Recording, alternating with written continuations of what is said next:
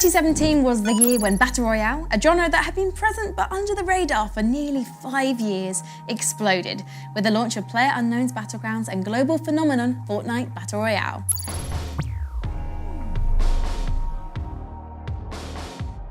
These games couldn't be easier to understand. You parachute onto an island as a solo player, duo or squad, loot up with guns, utilities and medkits, and eliminate other players you come across until you're the last player or team standing.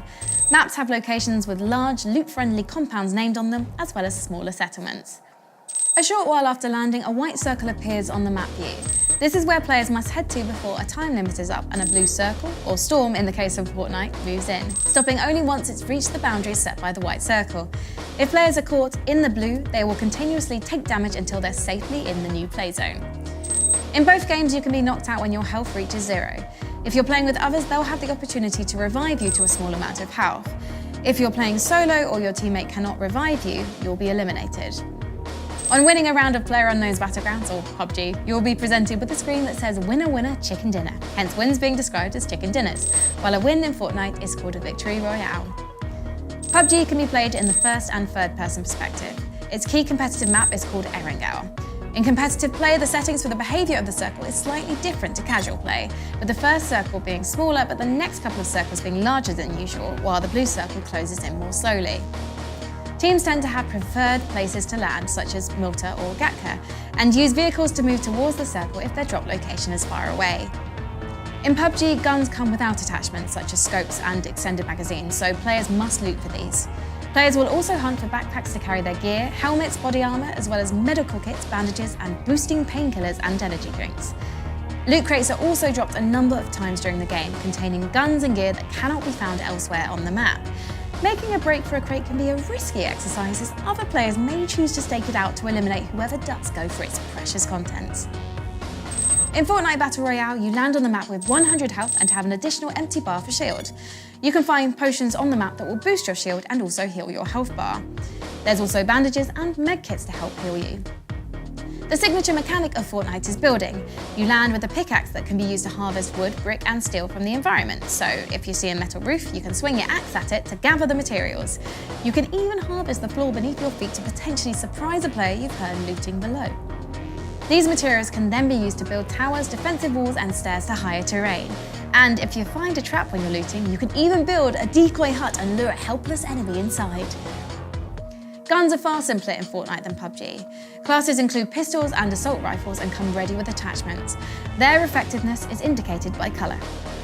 Rare loot can be found hidden in golden chests on the map, while larger supplies of bullets can be discovered in hidden ammo crates. Players will mainly be on the lookout for supply crates, which are dropped at intervals during the game and will always feature a rare legendary item, and supply llama pinatas, which contain a wealth of building materials and consumable items for healing and shield replenishment. Only 3 pinatas are dropped per round, so they're going to be fought for.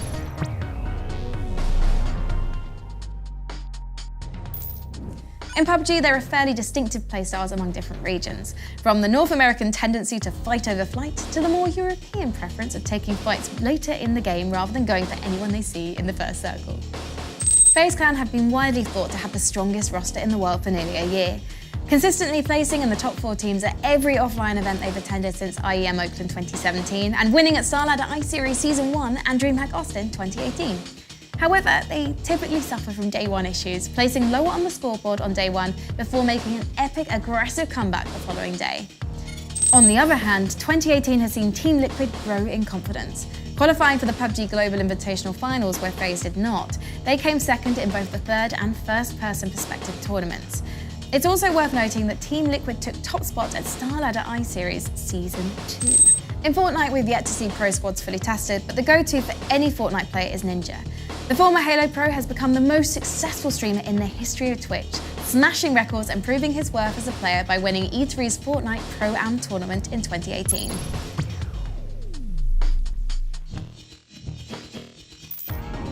PUBG grew its esports offering significantly in 2018. The focus is on 4-man squads and will feature either 16 or 20 teams. Teams play between 8 and 12 rounds, usually on Erangel, but occasionally on newer maps Miramar and Sandhawk. Points are rewarded for placement and for kills to encourage aggressive play. Major tournaments include the PUBG Global Invitational, which also held regional LAN qualifiers and had its finals at Berlin's Mercedes-Benz Arena. And in 2018, we also saw Star Ladder's I-Series in Kiev, Sweden's Global Loot League, and PGL in Bucharest. Aside from E3's Fortnite Pro-Am, which saw high-skilled players team up in duos with Fortnite-obsessed celebrities, most Fortnite events have been played online. Publisher Epic Games announced a $100 million prize pool in 2018 for tournament organisers, but an event-wide format has not yet been decided on.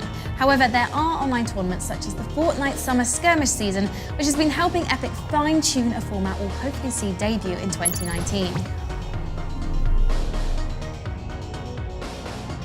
Pretty much all of the PUBG and Fortnite tournaments can be watched on Twitch, and many will also be broadcast concurrently on YouTube, Twitter, and Facebook.